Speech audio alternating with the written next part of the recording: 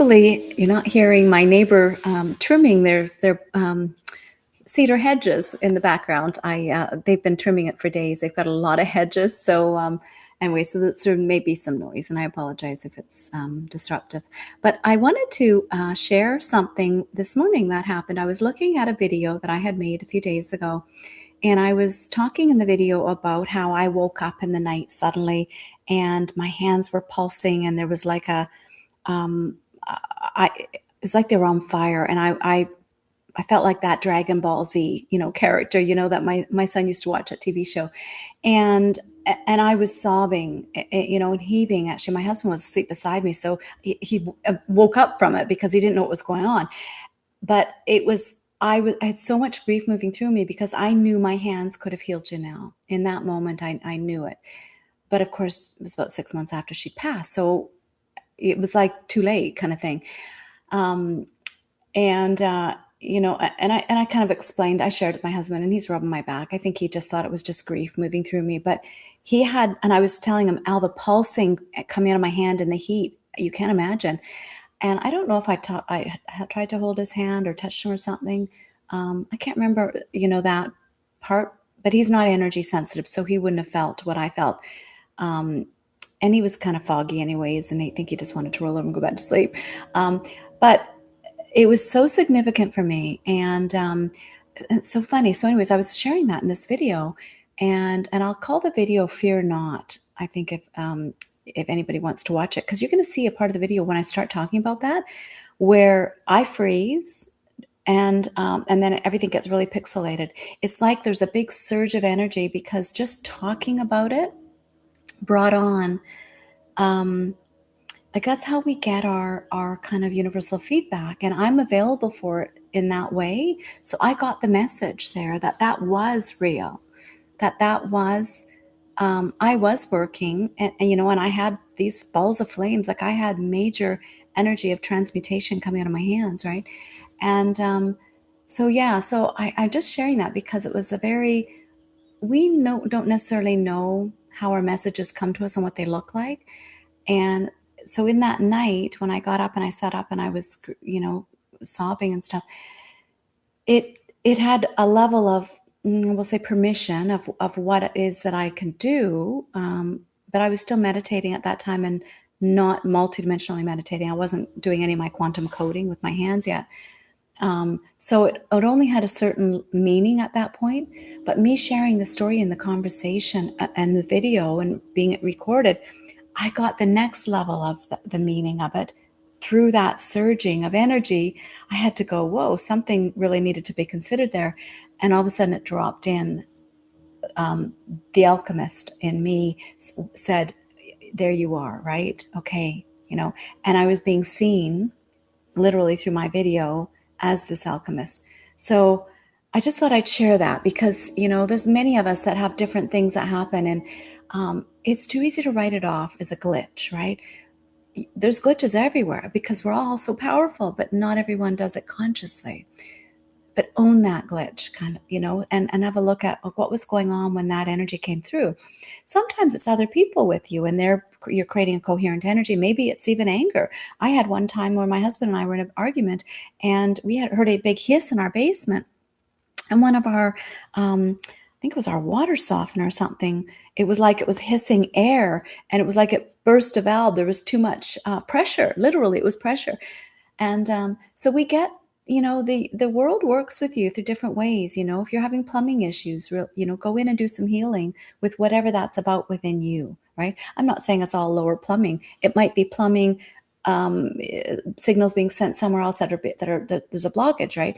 But whatever's showing up in your outer world, right? Refrigeration issues or, worries about fire. So in my areas, we've had every summer people go into, worries around fire and stuff. And I've had to go in, really do a deep dive within me. And that's when I was playing small, I feared the elements. Playing bigger, I get to see the gift in that, in the cleansing and the purification. And I'm learning not to fear that whole elemental realm. because it's all within me and my connection and communication and relationships, relate ionships to that world is within me that I can negotiate how it shows up for me, that sort of thing. So I don't feel like such a victim there. I don't feel powerless. I move into this state of a co-creation. I work with Gaia. I connect in with her elemental kingdoms in those realms, and I bring myself back into balance. That's the key. I ask for harmony and balance within me, so that I may be of assistance in the outer world. Right.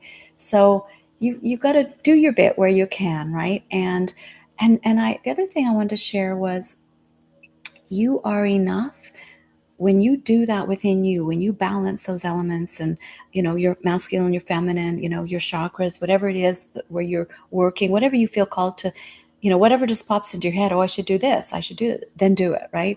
Because that nudge, when you're in that space, it comes from those higher realms, right? So that's something you were meant to do in that moment. But this is something that I saw somebody share the other day, and I wasn't judging her because I see it, I could see where she was at in her journey, but she was saying about you have to share, all the light, all your information, everything that's coming to you, you have to share. And the thing is, there was, in the Bible, we know that, the Jehovah's Witnesses took the sharing that way. They're going door to door and they share in that way. Those are linear minded things of what sharing is. When you give more evidence to the outer, or more value to the evidence to the outer world, we'll say, and oh, that noise again, they're really making noise outside. But oh, it's outside world, right, making its noise, which is interesting. So I'm going to give more value to my inner world, right? And so that outer world, just hopefully it's not going to have a play in or even have an effect in this conversation. But the thing is when you're in that space of linearity where you haven't fully embodied your multidimensional aspect yet, your sharing does look like it's an outer share, right? But it doesn't have to be an outer share. That's just where your permissions are giving more weight to. You're giving too big a seat at the table in the outer world that you think that that's how you share. It's you can, I'm not saying do it all in the inner world, but it's a healthy balance of both. How I share, I don't even necessarily have to have a YouTube account to share, right? It's I go in, I receive the light codes, I bring them into me, I ask them to be integrated, right? I ask them to be recorded and made available by all those who are ready to receive them. I ground them right down straight into Gaia. I see big tree roots going right down, and the tree roots at the bottom are holding the crystalline consciousness of the earth, right? Because there's, people will call them the inner earth realm, or but there are inner earth kingdoms, right? There's different layers of multidimensionality. We've created layers on layers on layers, right? And so when you tap in multidimensionally to different layers, you're getting that information from those layers, from those, because it's all happening at once, right? And so, but it doesn't have to be seen as an outer world representation of the inner earth. I hope that makes sense. It may show up. Enough of us are going to buy into that, and eventually, they maybe find a hole, and they're going into the inner earth through that way. But there is an inner consciousness of you that's connected to Gaia, and so when you share, ground down, connect to Gaia, and then just send her your love and gratitude, and let it allow her energy to come up and nest in your heart. That's the bottom of your Mobius strip, right? And you merge, you dance with her, the energy of it, and then you breathe it all up together, up to source, right? And you're merging it with source, the three of you. You come back down to your heart. This is your Mobius strip. People might see it as a figure eight, but that's how you work the toroidal field, right? And you are love would be down, and light, right? You are bringing both. And I mean, I'm not saying that there isn't love in the or light in the love, and love in the light, because it's both. It's interesting that this wants to come through like this. Yeah, that's how we work our pillar. We just cleansed our pillar there. So, but it is interesting. Oh yeah, something's coming up now. So even just in that conversation, something needed to be lifted. So you doing that though, and sharing in that way, that's way bigger than linear, right? Because the linear world says that this, I have this many followers and this many people got my message, right? But that's so small. That's so small.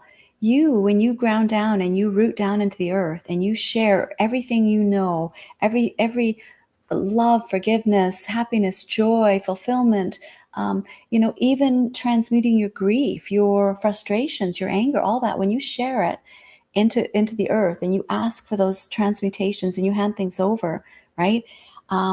Those are all valuable. That's the gold, right? That we're sharing into the grid, into the golden grid of consciousness. That's our Christed grid, right? So there is nothing is wasted there, right? And so that's the database, right? I use the word database, but because, the Christed conscious grid doesn't seem, like it might not have framework for people to understand, but people understand database. So that's the key. I try to use language that has some sort of framework, right, for people, because we are very, very designed beings, right? We know that there's been a grand master creator that there's we are beautifully designed, right? And so there is an engineering here and that's when we look at our auric fields where people can see your what do they call those where they draw, like it's like I always say it looks like a doily around you, but it's anyways, but they're your geometric patterns, right? People, they see them, right? And they see how you present in that way. But you have many of them. That's just what they're tapping into because that's what they're available for. Where each of us meets, it's very interesting. It's when my sphere of influence connects with somebody else's sphere of influence, I can only meet them where they're at, right? So I might be holding, a lower vibrational space or a higher vibrational space in my algorithms, but where I meet them, it's where the two of us can meet. And so it's going to take into account sympathetic, they might call it resonance, but it's going to be structural, geometry where the two of us can hold that vibrational space where we can exchange information there, right? So, and it sometimes it's good, sometimes it's bad, sometimes it's, and I don't even want to play there anymore because it's all, we know that the dark always serves the light, and so it's like, so we have to kind of get back to 0 point on all of that. But that's one of the things when I heard her say that you have to share the setup of even that conversation. And I know that's because she was passionate about sharing, and that's what she was going through at that moment. Whatever people are telling others to do, it's because that's what they're working through, right? And it's almost like what we're telling to others, it's an affirmation to ourselves, right? Okay, dear Deborah, remember, you don't have to share, right? This is why this is really important, right? So where I'm at now is that part of me that thought I had to share, and I was pulling in messages from people that were telling me I had to teach this, right? There was a piece of me that felt guilt and kind of shame over almost gatekeeping a little bit, not sharing, because I was worried and embarrassed about what people would think by all this kind of these sort of the conversations and all the hand movement and stuff. So so then I was pulling in all the, I had a lot of psychic and intuitive people telling me, oh, you have to share this gift, right? And probably my soul did sign me up to do this, right? Because there is, it's needed at this time, right? As people understanding the physics of the light language, right? Some people do it, but they're not necessarily programmers with it, right? They're doing it, they're bringing through, well, I guess everyone's a program in their way, but they're bringing through what they're coded to bring through. Whereas I know I'm doing new earth teachings, right? And so that's what I'm bringing through. But the reason I'm sharing this is no matter where you are bringing through that information, those teachings, those light, and sharing it with the collective every time you ground in, every time you take your position on the grid as a lighthouse and see your light going all around the planet, light up the whole planet with everything that you're taking in, right? And just see yourself as this this cosmic telepath, right? And when you can do stuff like that, um, there's no needs to. You don't have to. There's nothing you have to do in the linear world that feels pressurized, only if it brings you joy, right? Like, so when I first started, I was doing it incrementally. I would, see a stranger at the beach and I'd end up with a beautiful conversation and I would share something, right? Or I would end up connecting with a multidimensional person, and next thing um, you know, they're saying something and my hands fly up and I'm coding for them, and it's a beautiful, experience. And that's just how my team set things up for me. That's how I was getting messages. And they were getting their messages and their light codes at that moment through me. So it was a beautiful co-creation. And but yeah, the key is just to know there is no there's nothing that has to be done, right? If you're worried about that energy bottling up in you, right, it's because maybe you are too top heavy. You are pulling in a lot of light codes in the top of your tree, but you haven't got deep enough roots yet to bring it in to balance it, so that you're feeling that there's something that needs to be done, and maybe that's what it is. So go into nature, sit on a beach, right? Have a salt bath, get a grounding rock, whatever it is you need to do to really feel balanced, because that, as within, so without, as above, so below.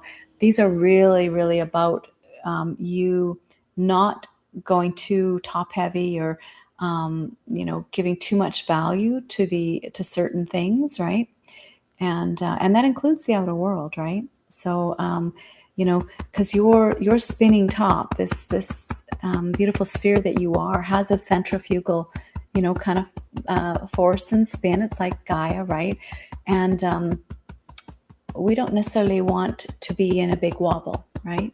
So we want to be able to be in that sweet spot, in that vortex, as often as we can, right? So yeah, so that's where that really helps. That helps balance what you bring in, and if every time you do something where you, at the end, you share it with your heart and your God, and you ask Gaia, may this be recorded and shared where it's most appropriate. I always use the word appropriate because I really like that it's a permission where I know Deborah's not steering it anymore. I've handed it over, because appropriate is my higher self, has that use can, that's my what's the word? It's kind of like my key word, where I my mighty I am, my God presence, my spirit and soul can work through me in that moment, in yeah, what is appropriate for me. So, oh, something's just being brought back into balance here. This kind of looks like an as above, so below, doesn't it? Yeah. So just take a deep breath here. Allow that code to align you back into your balance. Thank you, thank you, thank you.